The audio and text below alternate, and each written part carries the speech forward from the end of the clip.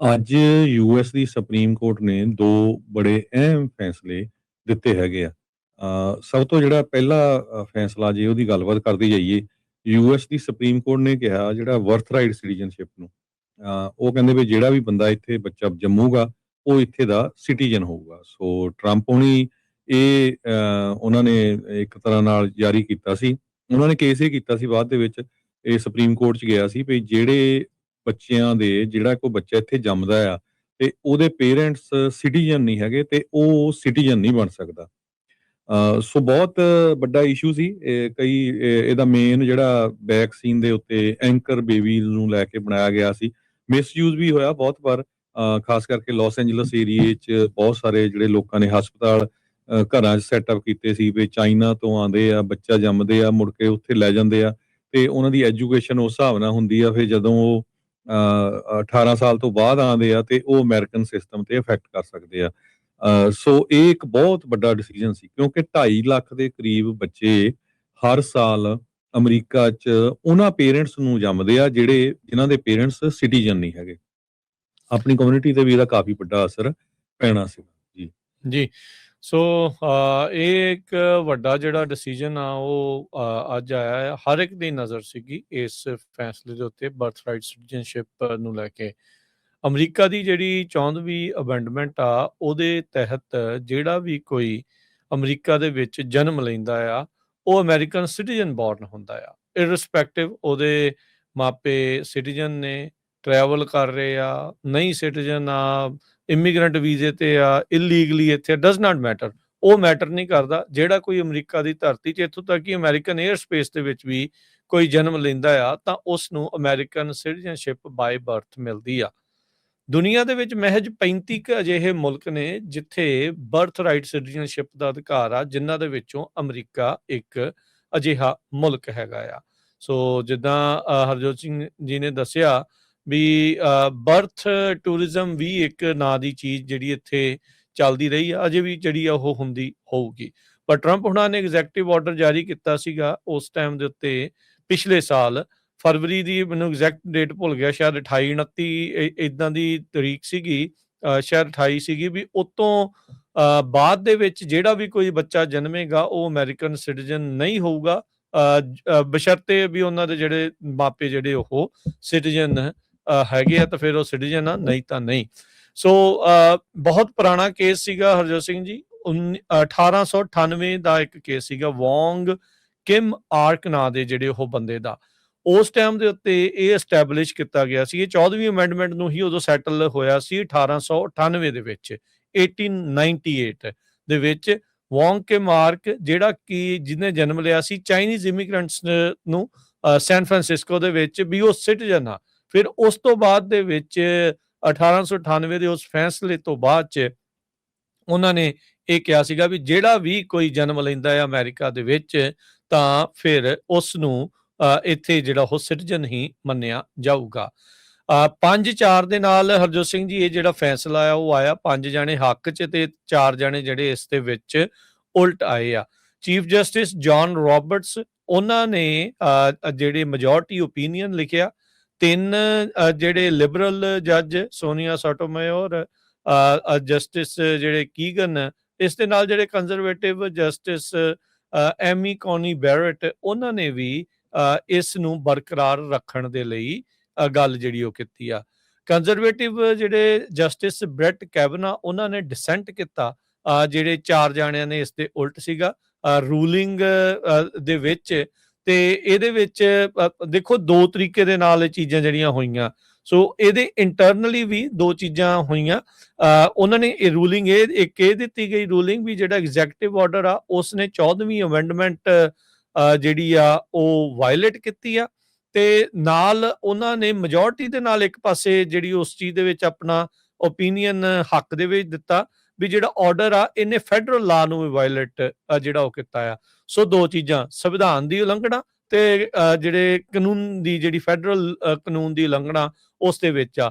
ਸੋ 5-4 ਦੇ ਨਾਲ ਇਹ ਮੰਨਿਆ ਗਿਆ ਵੀ 14ਵੇਂ ਅਮੈਂਡਮੈਂਟ ਦੀ ਵਾਇਲੇਸ਼ਨ ਹੋਈ ਆ, ਤੇ 6-3 ਦੇ ਨਾਲ ਇਹ ਮੰਨਿਆ ਗਿਆ ਵੀ ਜਿਹੜੇ ਫੈਡਰਲ ਲਾ ਦੀ ਵਾਇਲੇਸ਼ਨ ਇਸ ਦੇ ਵਿੱਚ ਹੋਈ ਹੈ। ਸੋ 2 ਵਾਇਲੇਸ਼ਨਸ ਨੂੰ ਸੁਪਰੀਮ ਕੋਰਟ ਨੇ ਅੱਜ ਦੇ ਇਸ ਫੈਸਲੇ ਦੇ ਵਿੱਚ ਆਪਣੇ ਓਪੀਨੀਅਨ ਦੇ ਵਿੱਚ ਦੱਸਿਆ ਹੈਗਾ ਆ। ਜਿਹੜੇ ਜਸਟਿਸ ਰੋਬਰਟਸ ਆ ਉਹਨਾਂ ਨੇ ਜਿਹੜਾ ਉਹ ਲਿਖਿਆ, ਕਹਿੰਦੇ ਵੀ ਜੇ ਸਿਟੀਜ਼ਨਸ਼ਿਪ ਪਹਿਲੋਂ ਵੀ ਤੇ ਹੁਣ ਵੀ ਇਹ ਉਹ ਜਿਹੜੇ ਰਾਈਟ ਆ, ਰਾਈਟ ਟੂ ਹੈਵ ਰਾਈਟਸ, ਵੀ ਇਹ ਤੁਹਾਡਾ ਉਹ ਹੱਕ ਆ ਜਿਹਦੇ ਨਾਲ ਤੁਹਾਨੂੰ ਹੱਕ ਮਿਲਦੇ ਆ ਵੀ ਆਪਣੀ ਪੋਲੀਟੀਕਲ ਕਮਿਊਨਿਟੀ ਦੇ ਵਿੱਚ ਤੁਸੀਂ ਪਾਰਟੀਸਪੇਟ ਕਰਨ ਦੇ ਲਈ।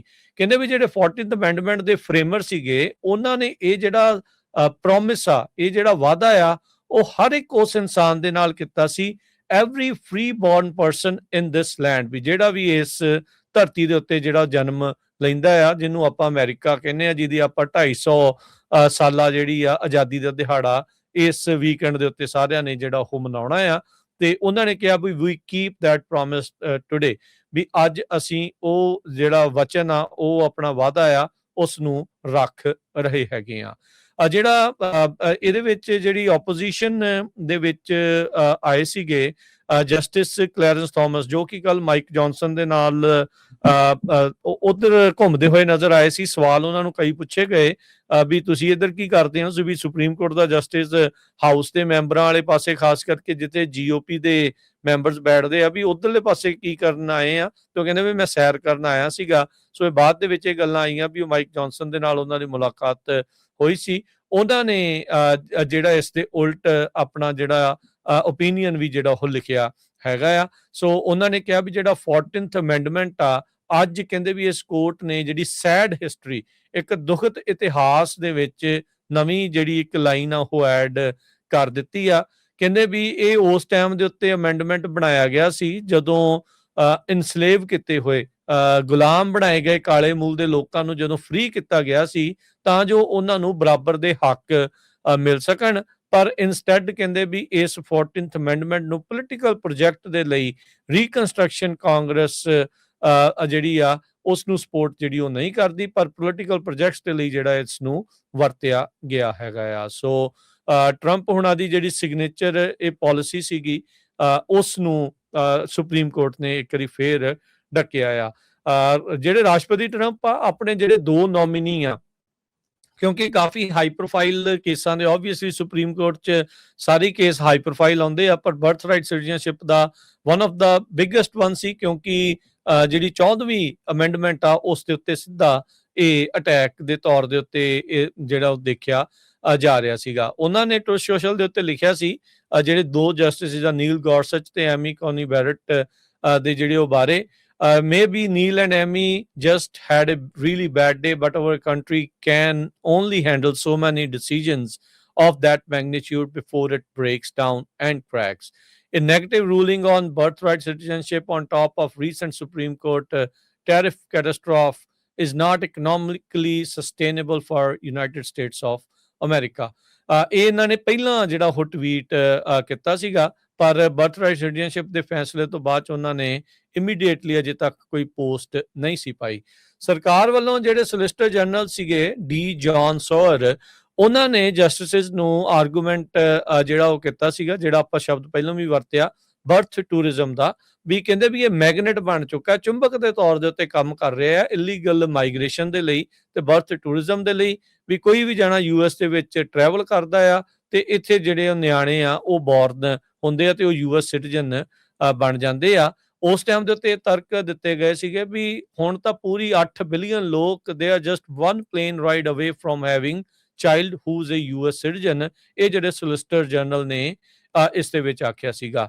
ਅਮਰੀਕਾ ਦੇ ਇਤਿਹਾਸ ਦੇ ਵਿੱਚ ਪਹਿਲੀ ਵਾਰ ਹੋਇਆ ਸੀਗਾ ਵੀ ਜਿਹੜੇ ਸਿਟਿੰਗ ਪ੍ਰੈਜ਼ੀਡੈਂਟ ਆ ਉਹਨਾਂ ਨੇ ਇਸ ਕੇਸ ਦੀ ਸੁਣਵਾਈ ਜਦੋਂ ਹੋ ਰਹੀ ਸੀਗੀ ਉਸ ਨੂੰ ਅਟੈਂਡ ਜਿਹੜਾ ਉਹ ਕੀਤਾ ਸੀਗਾ, ਜਦ ਕੁਝ ਮਹੀਨੇ ਪਹਿਲਾਂ ਇਸ ਦੀ ਜਿਹੜੀ ਸੁਣਵਾਈ ਹੋਈ ਸੀ।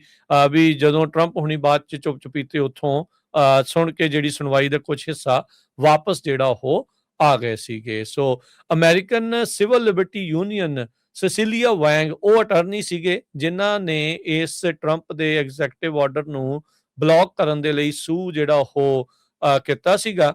ਤੇ ਕਹਿੰਦੇ ਵੀ ਉਹਨਾਂ ਨੇ ਕਿਹਾ ਵੀ the framers of 14th amendment meant to have universal law of citizenship subject to narrow exceptions।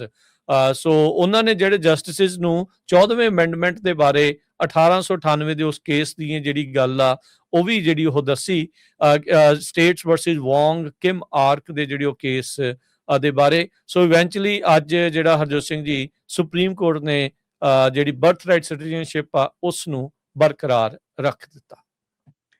ਜੀ ਬਿਲਕੁਲ, ਬਰਥਰਾਈਟ ਸਿਟੀਜ਼ਨਸ਼ਿਪ ਦੇ ਵਿੱਚ ਜਿਸ ਤਰ੍ਹਾਂ ਤੁਸੀਂ ਦੱਸਿਆ ਹੀ ਆ ਵੀ ਪ੍ਰੈਜ਼ੀਡੈਂਟ ਟਰੰਪ ਹੁਣੇ ਵੀ ਈਵਨ ਕੋਰਟ 'ਚ ਜਾਂਦੇ ਰਹੇ, ਤੇ ਹੁਣ ਜਿਹੜਾ ਟਰੰਪ ਐਡਮਿਨਿਸਟ੍ਰੇਸ਼ਨ ਆ ਕਾਫੀ ਜਸਟਿਸ ਤੇ ਔਖਾ ਹੈਗਾ, ਤੇ ਉਹਨਾਂ ਨੇ ਕਿਹਾ ਆ ਵੀ ਮੈਂ ਅਸ਼ੇਮਡ ਆਫ ਆ ਜਸਟਿਸ ਤੇ ਜਿਨ੍ਹਾਂ ਨੇ ਜਿਹੜੀ ਇਹ ਰੂਲਿੰਗ ਦਿੱਤੀ ਹੈਗੀ ਆ, ਤੇ ਅਨਪੈਟਰੀਓਟਿਕ ਹੈਗਾ ਆ ਇਹ ਪ੍ਰੈਜ਼ੀਡੈਂਟ ਟਰੰਪ ਹੋਣਾ ਦੀ ਜੋ ਅੱਜ ਸਟੇਟਮੈਂਟ ਆਈ ਹੈਗੀ ਆ। ਸੋ ਉਹਨਾਂ ਨੇ ਕ੍ਰਿਟੀਸਾਈਜ਼ ਵੀ ਕੀਤਾ ਡਮ ਜੱਜਸ ਐਂਡ ਜਸਟਿਸਸ, ਤੇ ਇਹ ਡਿਸੀਜਨ ਦਿੱਤਾ, ਕਹਿੰਦੇ ਜਦੋਂ ਜਿਹੜੇ ਅਮੀਰ ਪ੍ਰੈਗਨੈਂਟ ਵੂਮਨ ਚਾਈਨਾ ਤੋਂ ਆਉਂਦੀਆਂ ਜਾਂ ਹੋਰ ਮੁਲਕਾਂ ਤੋਂ ਆਉਂਦੀਆਂ ਆ, ਉਹ ਇੱਥੇ ਬੱਚਿਆਂ ਨੂੰ ਜਨਮ ਦਿੰਦੀਆਂ ਆ, ਤੇ ਉਹ ਇੱਥੇ ਬੱਚੇ ਜਿਹੜੇ ਜੰਮਦੇ ਆ। ਸੋ 5 ਦੇ ਮੁਕਾਬਲੇ 4 ਨਾਲ ਬੜਾ ਜਿਹੜਾ ਟਾਈਟ ਹੀ ਫੈਸਲਾ ਕਹਿ ਸਕਦੇ ਆ। ਜੱਜ ਰੋਬਰਟਸ, ਜੱਜ ਸੋਟੋਮਾਇਰ, ਜੱਜ ਕਗਨ, ਜੱਜ ਬੈਰਟ ਤੇ ਜੱਜ ਜੈਕਸਨ, ਇਹਨਾਂ ਨੇ ਕਿਹਾ ਵੀ ਹਾਂ ਬਿਲਕੁਲ ਜਿਹੜਾ ਹੋਣਾ ਚਾਹੀਦਾ ਹੈ ਬਰਥ ਰਾਈਟ ਸਿਟੀਜ਼ਨਸ਼ਿਪ। ਤੇ ਜਿਹੜੇ ਡਿਸੈਂਟ ਕੀਤਾ ਹੈਗਾ ਉਹਦੇ ਵਿੱਚ ਕਲੈਰੈਂਸ ਥਾਮਸ, ਜਸਟਿਸ ਅਲੀਟੋ, ਜਸਟਿਸ ਗੋਰਚਸ ਤੇ ਜਸਟਿਸ ਕੈਬਨੋ, 4 ਜੱਜ ਜਿਹੜੇ ਆ ਉਹ ਇਸ ਡਿਸੀਜਨ ਦੇ ਉਲਟ ਸੀਗੇ। ਜੀ ਬਿਲਕੁਲ। ਸੋ ਇਹ ਕੇਸ ਨੂੰ ਆਪਾਂ ਹੋਰ ਵੀ ਆਉਣ ਵਾਲੇ ਜਿਹੜੇ ਦਿਨਾਂ ਦੇ ਵਿੱਚ ਸਪੈਸ਼ਲ ਸ਼ੋਅ ਵੀ ਆਪਾਂ ਇਸ ਦੇ ਉੱਤੇ ਕਰਾਂਗੇ, ਇਹ ਪੂਰੇ ਕੇਸ ਦੇ ਬਾਬਤ। ਸੋ ਕਿਉਂਕਿ ਬੜਾ ਇੰਪੋਰਟੈਂਟ ਜਿਹੜਾ ਕੇਸ ਸੀ, ਯਾਦ ਹੋਣਾ ਹਰਜੋਤ ਸਿੰਘ ਜੀ ਸਾਰਿਆਂ ਨੂੰ ਹੀ, ਆਪਣੇ ਜਿਹੜੇ ਆਪਣੀ ਕਮਿਊਨਿਟੀ ਦੇ ਵੀ ਲੋਕ ਉਦੋਂ ਬਹੁਤ ਹਿਲਜੁਲ ਜਿਹੜੀ ਉਹ ਹੋਈ ਸੀ, ਖਾਸ ਕਰਕੇ ਜਿਨ੍ਹਾਂ ਦੇ ਘਰਾਂ ਦੇ ਵਿੱਚ ਬੱਚਿਆਂ ਨੇ ਜਨਮ ਲੈਣਾ ਸੀਗਾ ਉਸ ਟਾਈਮ ਦੇ ਉੱਤੇ। ਉਦੋਂ ਹਰ ਇੱਕ ਨੂੰ ਇਹ ਹੜਕੰਪ ਮਚਿਆ ਸੀ, ਅੱਛਾ ਪਤਾ ਨਹੀਂ ਮੇਰਾ ਨਿਆਣਾ ਸਿਟੀਜ਼ਨ ਹੋਣਾ ਆ ਕਿ ਨਹੀਂ ਹੋਣਾ, ਕਿਉਂਕਿ ਉਹਨਾਂ ਨੇ ਇੱਕ ਐਂਡ ਡੇਟ ਇਹ ਉਸ ਐਗਜ਼ੈਕਟਿਵ ਆਰਡਰ ਦੇ ਤਹਿਤ ਪਹਿਲੇ ਦਿਨ ਕੀਤਾ ਸੀ ਰਾਜਕਨਵੀਰ ਸਿੰਘ ਜੀ, ਜਿੱਦਣ ਟਰੰਪ ਉਹਨਾਂ ਨੇ ਸਹੁੰ ਚੱਕੀ ਆ, ਤੇ ਪਹਿਲੇ ਦਿਨ ਹੀ ਉਹਨਾਂ ਨੇ ਇਹ ਕਿਹਾ ਸੀ ਵੀ ਇਹ ਜਿਹੜਾ ਜਿਹੜੇ ਇੱਥੇ ਬੱਚੇ ਜੰਮਦੇ ਆ ਇਲੀਗਲ ਜਾਂ ਨਾਨ ਸਿਟੀਜ਼ਨ ਬੱਚਿਆਂ ਦੇ ਲਈ, ਨਾਨ ਸਿਟੀਜ਼ਨ ਪੇਰੈਂਟਸ ਨੂੰ ਉਹ ਜਿਹੜੇ ਇੱਥੇ ਦੇ ਸਿਟੀਜ਼ਨ ਨਹੀਂ ਬਣ ਸਕਦੇ ਹੈਗੇ। ਸੋ ਇਹ ਪਹਿਲੇ ਦਿਨ ਹੀ ਜਦੋਂ ਸੈਕੰਡ ਟਰਮ ਦੇ ਵਿੱਚ ਟਰੰਪ ਉਹਨਾਂ ਨੇ ਸਹੁੰ ਚੱਕੀ ਆ ਉਹਦੇ ਲਿਖਿਆ ਸੀ। ਜੀ ਬਿਲਕੁਲ। ਸੋ ਪਰ ਉਹਨਾਂ ਨੇ ਤਰੀਕ ਉਦੋਂ ਫਰਵਰੀ ਕੁਛ ਦੀ ਜਿਹੜੀ ਉਸ ਦੇ ਵਿੱਚ ਰੱਖੀ ਸੀ, ਇਹਨਾਂ ਨੇ 20 ਜਨਵਰੀ ਨੂੰ ਸਹੁੰ ਚੱਕੀ ਸੀਗੀ। ਸੋ ਉਹਨਾਂ ਨੇ ਫਰਵਰੀ ਕੁਛ ਤੱਕ ਦਾ ਜਿਹੜਾ ਉਹ ਵਕਤ ਜਿਹੜਾ ਉਹ ਦਿੱਤਾ ਸੀਗਾ। ਸੋ ਇਹ ਹੁਣ ਰੂਲ ਕੀਤਾ ਟਰੰਪ ਵਰਸਿਸ ਬਾਰਬਰਾ, ਇਹ ਸੀਗਾ ਐਗਜ਼ੈਕਟਿਵ ਆਰਡਰ ਜਿਸ ਤੋਂ ਬਾਅਦ ਦੇ ਵਿੱਚ ਇਹ ਕੇਸ ਸੁਪਰੀਮ ਕੋਰਟ ਤੱਕ ਜਿਹੜਾ ਉਹ ਗਿਆ ਸੀਗਾ। ਸੋ ਕਾਫੀ ਇੰਪੋਰਟੈਂਟ ਅੱਜ ਦਾ ਜਿਹੜਾ ਇਹ ਫੈਸਲਾ। ਕੱਲ ਵੀ ਆਪਾਂ ਦੇਖਿਆ ਵੀ ਬੜੇ ਇੰਪੋਰਟੈਂਟ ਸੁਪਰੀਮ ਕੋਰਟ ਦੇ ਫੈਸਲੇ ਹਰਜੋਤ ਸਿੰਘ ਜੀ ਆਏ ਆ, ਤੇ ਆਉਣ ਵਾਲੇ ਸਮੇਂ 'ਚ ਇਦਾਂ ਹੀ ਲਗਾਤਾਰ ਆਉਂਦੇ ਰਹਿਣੇ। ਅੱਜ ਆਪਾਂ 2 ਹੋਰ ਡਿਸੀਜਨ ਜਿਹੜੇ ਸੁਪਰੀਮ ਕੋਰਟ ਦੇ ਉਹਨਾਂ ਨੂੰ ਡਿਸਕਸ ਕਰਨਾ ਆ, ਵੀ ਉਹਨਾਂ ਦੇ ਨਾਲ ਕੀ ਜਿਹੜਾ ਉਹ ਅਸਰ ਪੈਣਾ ਆ। ਸੋ ਬਹੁਤ ਸਾਰੇ ਲੋਕ ਨਾ ਕਈ ਵਾਰੀ ਸੋਚਦੇ ਹੁੰਦੇ ਵੀ ਯਾਰ ਸੁਪਰੀਮ ਕੋਰਟ ਦੇ ਫੈਸਲਿਆਂ ਦਾ ਆਪਣੇ ਤੇ ਕੀ ਅਸਰ ਪੈਣਾ। ਬਿਲਕੁਲ ਡਾਇਰੈਕਟ ਅਸਰ ਹੁੰਦਾ ਆ, ਹਰ ਇੱਕ ਚੀਜ਼ ਦੇ ਵਿੱਚ ਜਿਹੜਾ ਉਹ ਅਸਰ ਹੁੰਦਾ। ਹੁਣ ਬਰਥ ਰਾਈਟ ਸਿਟੀਜ਼ਨਸ਼ਿਪ ਤੋਂ ਜ਼ਿਆਦਾ ਕਿਸੇ ਦੇ ਕਲੋਜ਼ ਤਾਂ ਨਹੀਂ ਹੋਊਗਾ। ਹੁਣ ਤੁਸੀਂ ਜਿਉਂ ਦੇਖਿਆ ਜਾਵੇ ਟਰੰਪ ਦਾ ਆਪ ਬਰਥ ਰਾਈਟ ਸਿਟੀਜ਼ਨਸ਼ਿਪ ਦਾ ਉਸ ਨੂੰ ਫਾਇਦਾ ਹੋਇਆ ਆ, ਉਹ ਜੰਮਿਆ ਤੇ ਇੱਥੇ ਹੀ ਆ। ਬਾਹਰਲੇ ਇਮੀਗ੍ਰੈਂਟ ਇਹਦੇ ਪੇਰੈਂਟ ਆਏ ਸੀਗੇ, ਉਹ ਇੱਥੇ ਜੰਮਿਆ ਤਾਂ ਹੀ ਸਿਟੀਜ਼ਨ ਬਣਿਆ। ਸੋ ਮਾਰਕੋ ਰੂਬੀਓ ਹੁਣੀ ਆ, ਉਹ ਲੈ ਲਓ, ਟੈਡ ਕਰੂਜ਼ ਆ, ਉਹ ਤਾਂ ਜੰਮਿਆ ਵੀ ਕੈਨੇਡਾ ਸੀਗਾ, ਉਹ ਪਰ ਫਿਰ ਵੀ ਕਿਉਂਕਿ ਉਹਦੇ ਮਾਪੇ ਇੱਧਰ ਦੇ ਸਿਟੀਜ਼ਨ ਸੀਗੇ, ਉਹਨੂੰ ਤਾਂ ਜਿਹੜੀ ਸਿਟੀਜ਼ਨਸ਼ਿਪ ਆ ਉਹ ਮਿਲ ਗਈ। ਆਪਣੇ ਪਰਿਵਾਰਾਂ ਦੇ ਵਿੱਚ ਕਿੰਨੇ ਜਿਹੜੇ ਜੀ ਆ, ਜਿੰਨੇ ਨਿਆਣੇ ਤੁਹਾਡੇ ਆਪਣੇ ਸਾਰਿਆਂ ਦੇ ਇੱਥੇ ਜਿਨ੍ਹਾਂ ਦਾ US ਦੇ ਵਿੱਚ ਜਨਮ ਹੋਇਆ ਜਾਂ ਸਿਟੀਜ਼ਨ ਤੁਹਾਡੇ ਚੋਂ ਕੋਈ ਹੋਇਆ ਉਸ ਤੋਂ ਬਾਅਦ 'ਚ ਕਿਸੇ ਬੱਚੇ ਦਾ ਜਨਮ ਹੋਇਆ, ਉਹ ਆਟੋਮੈਟਿਕ ਉਹਨਾਂ ਨੂੰ US ਸਿਟੀਜ਼ਨਸ਼ਿਪ ਜਿਹੜੀ ਉਹ ਮਿਲੀ ਆ। ਹੁਣ ਆਪਾਂ ਦੇਖਦੇ ਹੀ ਆ ਦੁਨੀਆ ਦੇ ਵਿੱਚ ਲੋਕ ਅਮਰੀਕਾ ਦਾ ਬਾਰਡਰ ਇਸੇ ਲਈ ਟੱਪਦੇ ਆ, ਹੋਰ ਇਰਾਨ ਦਾ ਨਹੀਂ ਬਾਰਡਰ ਟੱਪ ਲੈਂਦੇ, ਇੰਡੀਆ ਦਾ ਬਾਰਡਰ ਟੱਪ ਕੇ ਨਹੀਂ ਉੱਧਰ ਨੂੰ ਜਿਹੜਾ ਉਹ ਜਾਂਦੇ ਵੀ ਨਿਆਣੇ ਉੱਥੇ ਕਿਸੇ ਦੇ ਹੋਣ ਜਾਂ ਜੀਵਨ ਆਪਾਂ ਜਿਹੜਾ ਉੱਥੇ ਹੋਵੇ। ਸੋ ਅਮਰੀਕਾ ਦੀਆਂ ਜਿਹੜੀਆਂ ਸਹੂਲਤਾਂ, ਸੁੱਖ ਸਹੂਲਤਾਂ ਤੇ ਹੋਰ ਸਾਰੀਆਂ ਜਿਹੜੀਆਂ ਚੀਜ਼ਾਂ ਆਜ਼ਾਦੀਆਂ ਆ, ਉਹ ਮਾਨਣ ਦੇ ਲਈ, ਉਹ ਨਿੱਘ ਮਾਨਣ ਦੇ ਲਈ ਲੋਕ ਜਿਹੜੇ ਇੱਥੇ ਆਉਂਦੇ ਆ। ਸੋ ਇਹ ਬੜੀਆਂ ਇੰਟਰਸਟਿੰਗ ਜਿਹੜੀਆਂ ਚੀਜ਼ਾਂ ਹੁੰਦੀਆਂ ਆ, ਕਿੱਦਾਂ ਇਤਿਹਾਸ ਦੇ ਰੁੱਖ ਜਿਹੜੇ ਇਹਨਾਂ ਦੇ ਨਾਲ ਬਦਲਦੇ ਆ। ਦੇਖੋ 1898 ਦੇ ਕੇਸ ਨੂੰ ਇੱਕ ਹਿਸਾਬ ਦੇ ਨਾਲ ਟਰੰਪ ਹੋਣਾ ਨੇ ਚੈਲੰਜ ਕਰ ਦਿੱਤਾ ਸੀ, ਤੇ ਉਹ ਉਸ ਨੂੰ ਅੱਜ ਜਿਹੜੇ ਆ ਚੀਫ ਜਸਟਿਸ ਰੋਬਰਟਸ ਆ, ਵੀ ਜਿਹੜਾ ਕਹਿੰਦੇ ਉਹਨਾਂ ਦੀ ਇਹ ਵੀ ਗੱਲ ਬੜੀ ਠੋਸ ਜਿਹੜੀ ਉਹਨਾਂ ਨੇ ਕਹੀ ਵੀ ਉਹ ਜਿਹੜਾ ਵਾਅਦਾ ਕੀਤਾ ਸੀਗਾ 14th ਅਮੈਂਡਮੈਂਟ ਵਾਲਿਆਂ ਨੇ ਤੁਹਾਡੇ ਨਾਲ, ਅਸੀਂ ਅੱਜ ਉਸ ਵਾਅਦੇ ਨੂੰ ਉਸੇ ਤਰੀਕੇ ਦੇ ਨਾਲ ਬਰਕਰਾਰ ਰੱਖ ਰਹੇ ਹਾਂ, ਵੀ ਕੀਪਿੰਗ ਦੈਟ ਪ੍ਰੋਮਿਸ ਟੂਡੇ। ਸੋ ਬੜੀਆਂ ਇੰਪੋਰਟੈਂਟ ਜਿਹੜੀਆਂ ਇਸ ਦੇ ਵਿੱਚ ਗੱਲਾਂ, ਪਰ ਆਪਾਂ ਇਸ ਦੀ ਬਰੀਕੀ ਦੇ ਵਿੱਚ ਹੋਰ ਵੀ ਜਾਵਾਂਗੇ, ਟੈਕਨੀਕੈਲਿਟੀ ਵੀ ਜਾਣਨ ਦੀ ਜਿਹੜੀ ਇਸ ਦੇ ਵਿੱਚ ਕੋਸ਼ਿਸ਼ ਆਪਾਂ ਹੋਰ ਕਰਾਂਗੇ।